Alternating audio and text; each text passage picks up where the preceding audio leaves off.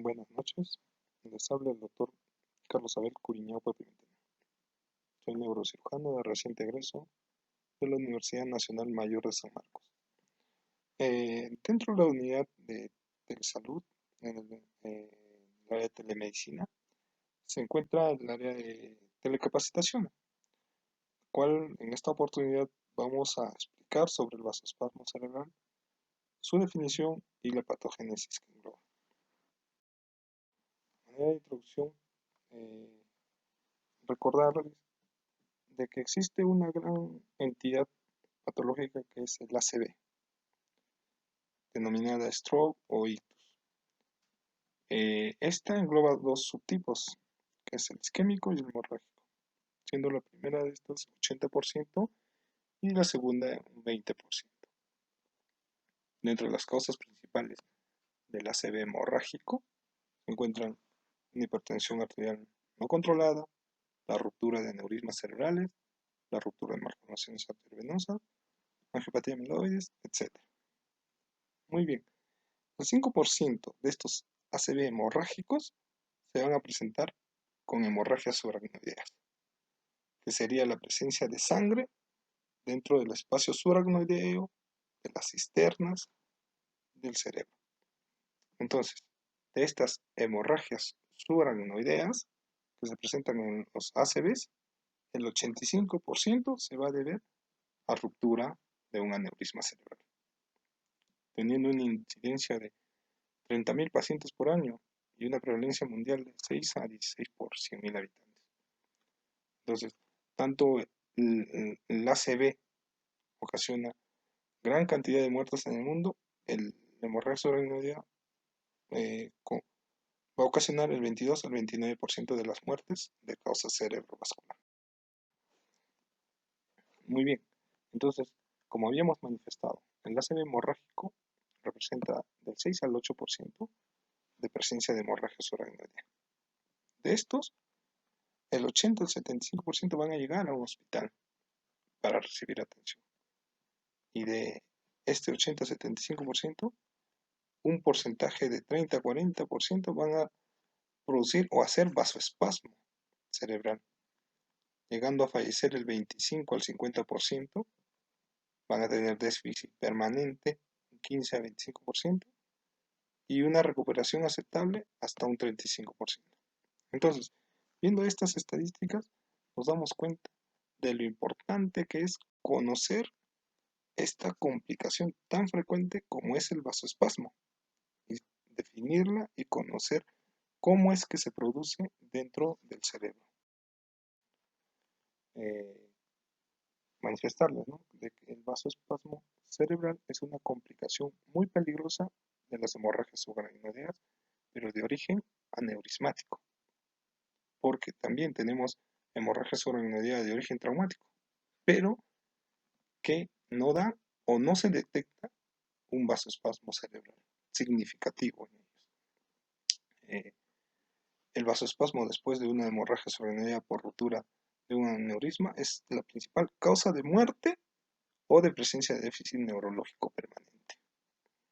Por lo tanto, este vasoespasmo va a ser un factor muy frecuente de modificar, pero siempre y cuando haya sido detectado a tiempo.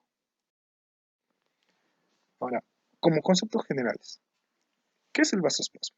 El vasoespasmo es en sí la estrechez o la constricción de la luz del vaso o de la arteria cerebral. Entonces, pero van a existir dos tipos de vasoespasmo cerebral, el angiográfico y el sintomático. El angiográfico va a ser aquel estrechamiento de la luz de la arteria cerebral, pero que va a ser detectada en gran porcentaje, en su mayoría de veces, por una angiografía cerebral, siendo grave un estrechamiento mayor al 75% de la luz del vaso, moderado entre 50 a 75% y leve entre 25 a 50%. Este vasoespasmo cerebral no siempre es sintomático, dependiendo de la severidad que va a tener este estrechamiento, ¿no?, de la luz.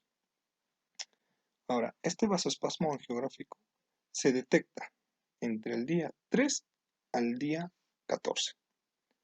siendo su inicio entre el día 3 al 4, llegando a una meseta o un máximo de severidad entre el día 7 y 10 y teniendo una caída a partir del día 14 y completando todo su ciclo en el día 21.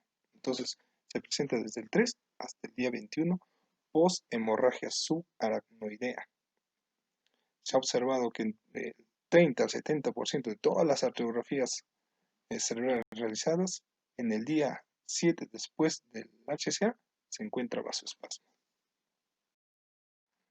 Ahora, como les manifesté, hay otro tipo de vasoespasmo que es el sintomático. Este sí va a generar complicaciones en el paciente. Por eso también que es denominado un déficit isquémico tardío. Se presume debido a una isquemia cerebral que va a persistir por más de una hora. Entonces, el vasoespasmo, al presentarse, lo que crea es estrechamiento de la luz del vaso. Con eso disminuye el flujo sanguíneo cerebral y lleva a una isquemia o infarto cerebral. Entonces, el déficit isquémico tardío es una de las complicaciones más temidas luego de que ocurra una hemorragia subaracnoidea por ruptura aneurismática. Ocurre entre el 30 a 35% de los pacientes y se presenta mayoritariamente entre el día 4 y 14, luego de la ruptura de un aneurisma. Dentro de la patogénesis del vasoespasmo se han planteado hipótesis, porque no hay en realidad una teoría que explique completamente lo que ocurre dentro del cerebro o dentro del espacio subaracnoideo para que ocurra un vasoespasmo. Entonces, una de estas primeras teorías es la contracción del músculo liso. Se habla que la presencia del coágulo de sangre contiene hemoglobina. Esta hemoglobina desencadena la liberación de calcio. Entonces, la liberación de calcio y la interactúa con las moléculas de tiosina, miosina y produce una contracción severa del músculo liso. Entonces, esto repotenciado por mayor presencia de calcio, de miosina, dependiente de los receptores dependientes de calcio. Entonces, va a producir mayor contracción del músculo liso. Entonces, va a crear vasoespasmo. Esa es como primera teoría. La segunda teoría, y creo que la más aceptada, es la de la injuria endotelial y presencia de óxido nítrico y de endotelina. Se habla de que la oxihemoglobina presente dentro del espacio subaracnoideo se autooxida, volviéndose metahemoglobina. Esta metahemoglobina sufre un proceso de peroxidación lipídica y libera radicales libres. La presencia de radicales libres dañinos para el endotelio, así como de peroxidasas lipídicas, dañan el endotelio. Este endotelio dañado no produce la cantidad adecuada de óxido nítrico, que es un importante vasodilatador. A su vez, el endotelio dañado comienza a producir endotelina, que es un potente vasoconstrictor. Entonces vemos que hay un desbalance entre un vasodilatador y un vasoconstrictor. Entonces este desbalance crea el estrechamiento de la luz del vaso y produce un vasoespasmo. La tercera teoría es de la inflamación y el remedamiento del vaso. La presencia de la sangre o de coágulos de sangre en el espacio subaracnoideo ocasiona que aparezca una cascada de inflamación, pero no una cascada de inflamación normal, sino una severa y alterada, con liberación de múltiples presencias de moléculas, de proinflamatorias, de inhibidores, y ¿qué es lo que hacen? Remodelar el vaso, ya que esta inflamación severa causa la alteración de la luz del vaso y produce vasoespasmo. Acá podemos ver, ¿no?, la hemorragia subaracnoidea con la presencia de coágulo y la presencia de la oxihemoglobina se transforma en metahemoglobina y libera radicales libres. estos radicales libres dañan definitivamente el endotelio del vaso y producen contracción. A su vez, que este endotelio dañado produce prostaglandinas a partir del ácido araquidónico, produciendo vasoespasmo. Lo mismo con respecto a la inflamación, ¿no? Una inflamación desmedida produce la liberación de moléculas proinflamatorias que dañan, llegan a dañar las células, crean apoptosis, produciendo endotelinas, más radicales libres, más citoquinas proinflamatorias y producen vasoespasmo. Acá podemos ver cómo un vaso normal con la presencia de un aneurisma que se rompe, sale la sangre a todo el espacio subaracnoideo y esto produce una inflamación desmedida con la producción de factores inflamatorios como son las leptinas, integrinas, factores de necrosis